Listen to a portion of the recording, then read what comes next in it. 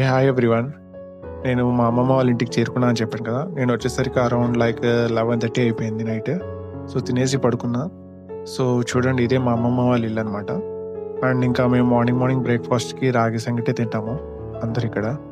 So, ఎవరు కూడా maximum ఎటువంటి టిఫిన్స్ తినము ఈడ మేము. ఏమున్నా కూడా రాగి సంగటి, అది కూడా వేడి వేడి పచ్చిమిరపకాయల పప్పనమాట. అస్సలు ఆ పచ్చిమిరపకాయల పప్పులో వేడి వేడి సంగటి కలుపుకొని తింటే నిజంగా అంటే ఎంత బావుంటుందంటే అంత బావుంటుంది. సో, ఎర్లీ మార్నింగ్స్ నిజంగా చాలా అంటే చాలా బావుంటది. అండ్ ఆల్సో మంచి స్ట్రెంత్ ఫుడ్ అనమాట ఇది.